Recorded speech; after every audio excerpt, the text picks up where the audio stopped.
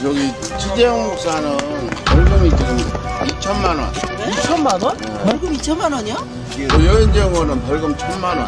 네? 1,000만 원? 당시 최재형 목사님은 전국을 돌며 비슷한 시국 강연회를 개최하고 강연을 했지만 문제를 삼은 것은 여주 양평을 제외하고는 단 한 곳도 없었습니다. 강사의 돌발 발언이 있었다고 해도 이는 사전에 기획하거나 모의한 것이 아님을 충분히 소명했고 검찰은 어떠한 물적 증거도 제시하지 못했습니다.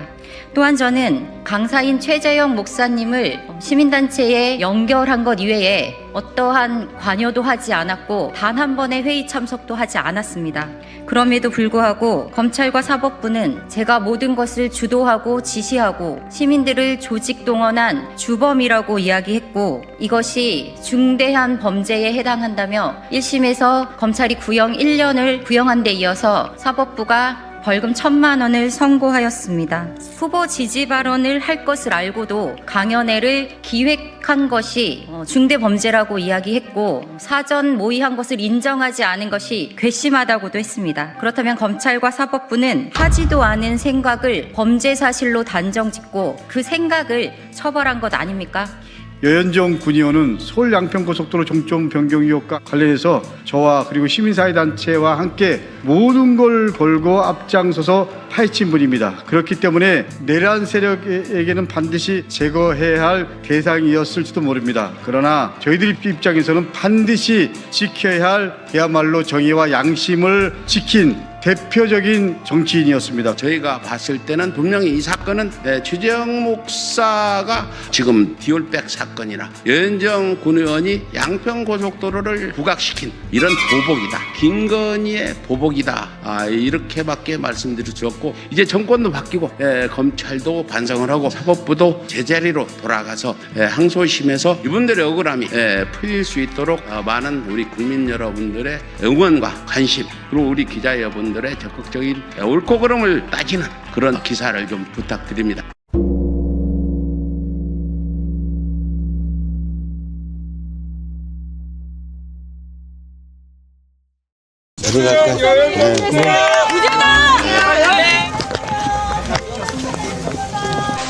그런 얘기.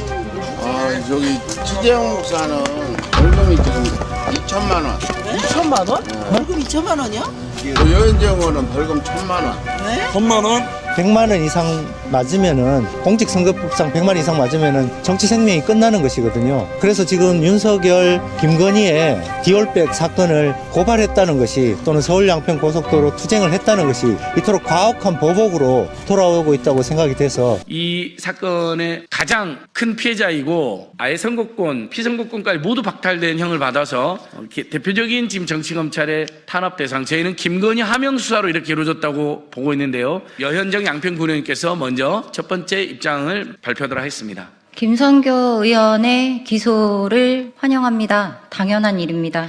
저는 김성교를 비롯한 내란 세력과 싸워온 양평군의원 여현정입니다. 고속도로 전사라고도 불러주십니다.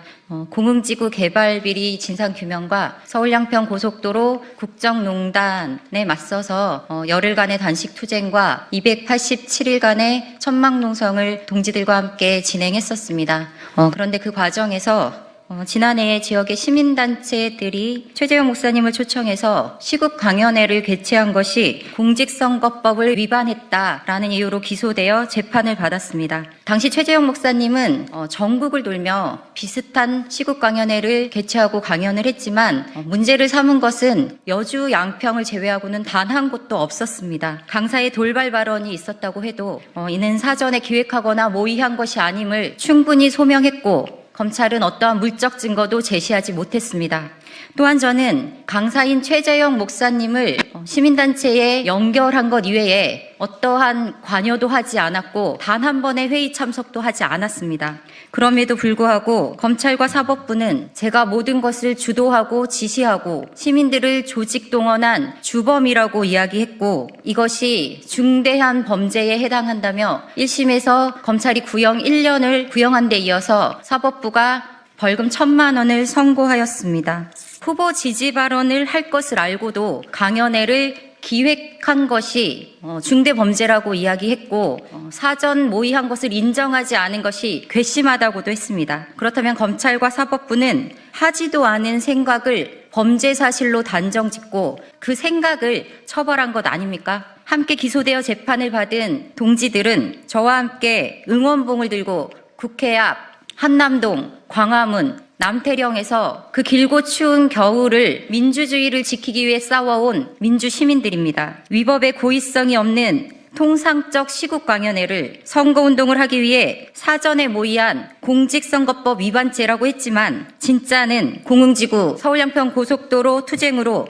윤석열, 김건희, 김성교의 양평농단을 세상에 알리고 그리고 싸우며 그들의 심기를 건드린 괘씸죄가 아닙니까? 우리가 선거운동을 하기 위해 사전 모의를 했다고 주장하지만 진짜는 부당한 기소와 재판, 판결을 모의한 것은 사법부와 정치검찰 아닙니까? 더군다나 2026년 지방선거를 앞두고 정치 생명을 끊겠다는 무도한 행태입니다. 항소 신청하고 재판투쟁을 전개하겠습니다. 무도한 사법부의 1심 판결을 반드시 뒤집고 무죄를 증명하겠습니다.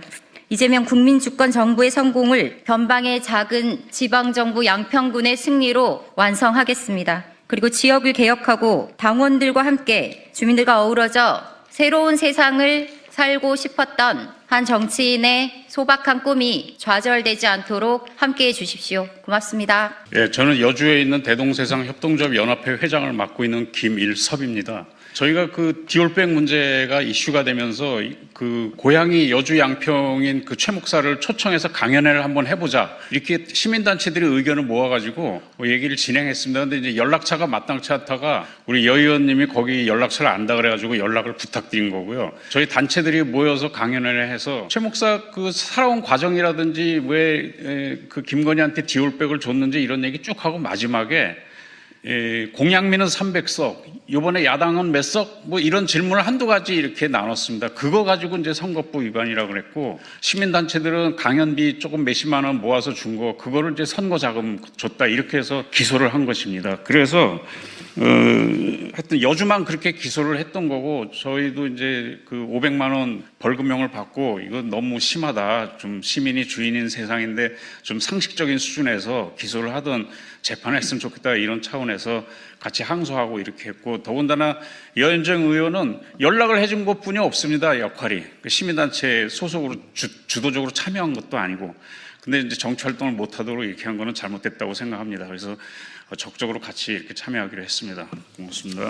좀 전에 우리 시민단체 대표님께서 이런 말씀하셨습니다. 시민단체에서 여주 양평 출신인 최재형 목사님을 통해서 여러 가지 좀 현안들, 김건희 일과 관련된 얘기들을 한번 들어보자. 그래서 우리 여현정 의원께 연락처를 확인하고 그야말로 연락책 역할을 했을 뿐입니다. 그런데 그 이후로 최재관 지역위원장과 여현정 군의원을 비롯한 관계자들에게 법원이 벌금형을 내렸습니다. 시국 강연회를 사전 선거 운동으로 그야말로 바꿔치기 한 것입니다. 그리고 미국 국적의 최재형 목사는 선거 운동을 할 수 없다는 이유라는 것입니다. 다시 한번 말씀드리겠습니다. 시국 강연회를 사전 선거 운동으로 바꿔치기 하고, 그리고 최재형 목사는 선거 운동을 했다는 프레임으로 씌우고, 그래서 압수수색 그리고 기소까지 했습니다. 그런데 결국 유죄 판결까지 나왔다라는 것은 그야말로 정치 검찰의 주장을 법원이 그대로 인용한 편향적인 판결이고요. 우리나라 법원의 모습을 입장을 그대로 보여주고 있습니다. 특히 법원은 여현정 군의원에게 의원직 상실 수준인 1,000만 원의 벌금을 선고했다고 합니다. 선고했습니다. 시국 강연회를 그야말로 연락처를 알려주고 연락했다라는 그 이유 하나가 의원직을 상실할 정도의 잘못입니까? 여현정 군의원은 서울 양평고속도로 종점 변경 의혹과 관련해서 저와 그리고 시민사회단체와 함께 모든 걸 걸고 앞장서서 파헤친 분입니다. 그렇기 때문에 내란 세력에게는 반드시 제거해야 할 대상이었을지도 모릅니다. 그러나 저희들 입장에서는 반드시 지켜야 할 그야말로 정의와 양심을 지킨 대표적인 정치인이었습니다. 그런 입장에서 분명히 법원에게 경고합니다. 이제 사법부가 국민의 신뢰를 잃어버렸습니다. 마지막으로 법관은 헌법에 정한 그리고 법률에 의한 그 양심에 따라 독립하여 심판한다고 우리 헌법은 규정하고 있습니다. 부디 양심에 따라 판단하십시오. 그리고 헌법라는 큰 틀에서 사법부의 이름을 스스로 더럽히지 않기를 바라고, 그리고 다시 한번 강력하게 촉구합니다. 사법부의 양심과 사법부의 존재를 지켜주시기 바랍니다. 제가 재판을 수백 번 받은 사람입니다.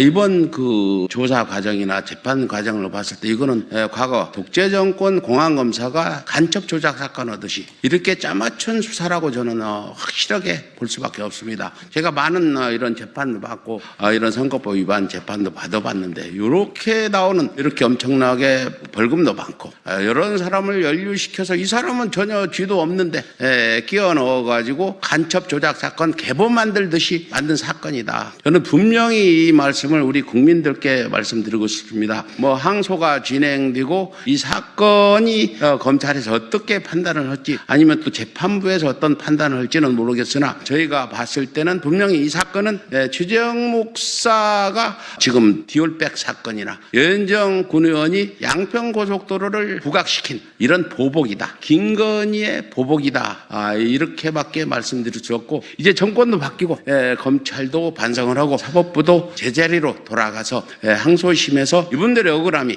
풀릴 수 있도록 많은 우리 국민 여러분들의 응원과 관심, 그리고 우리 기자 여러분들의 적극적인 옳고 그름을 따지는 그런 기사를 좀 부탁드립니다. 감사합니다. 네, 윤석열 정부 시절에서는 수사가 제대로 이루어지지도 않았고 수사 시도조차 이루어지지 않았습니다. 일단은 그 경기도 양평군 공흥리에 있는 김건희의 엄마죠. 최은순이 주인이고 설립하고 오빠 김진우가 운영한 부동산 개발 업체가 약 350세대 규모의 아파트로 800억 원의 분양 실적을 거뒀습니다. 그 과정에서 22억 넘는 그런 차액이 발생했고요. 그래서 양평구청에서는 개발 분담금을 부과를 해야 되는데도 불구하고 아마도 김선교 의원의 지시, 당신 양평군청이었죠. 그 지시에 의해 개발 분담금 약 18억 원이 영원이 되는 희한한 사태가 발생했습니다. 이 부분에 대해서 저희 민생경제연구소를 비롯해서 여기 함께 해주신 많은 분들이 이제 고발 조치를 했는데요.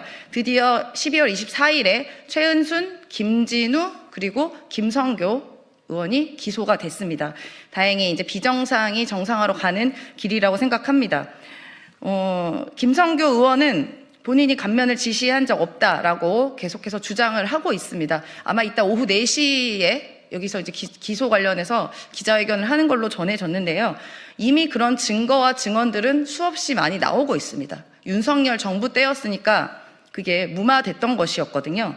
지금 공흥지구 개발 부담금은 군수 지시로 할 수 없는 사안이에요. 절차가 있기 때문에 라고 김성교 의원은 이야기를 했지만, 실제로 김성교 의원이 당시 군수였던 2017년에 기당 공무원의 진술을 특검이 확보했습니다. 그뿐만 아니라 본인과 함께 결을 같이 한 윤석열을 도와주려 했다는 말을 본인 입으로 예전에 한 적이 있습니다. 우리 윤석열 대통령이 나를 보면 미안해한다. 우리 장모권 이런 거 허가 같은 거 잘 내줘서라고 본인 입으로 이야기한 발언들이 있습니다. 아마 특검에서는 이런 진술 이외에도 여러 가지 증거들을 많이 수집했을 것이고요. 그래서 기소가 된 건이라고 생각합니다. 합당한 대가를 받을 것이라고 보고 그 어떤 핑계도 용납되지 않을 것입니다. 지금은 이재명 정부이기 때문에 법과 원칙대로 제대로 된 수사가 이루어질 것이고 합당한 단죄를 받을 거다 생각합니다. 네, 고맙습니다.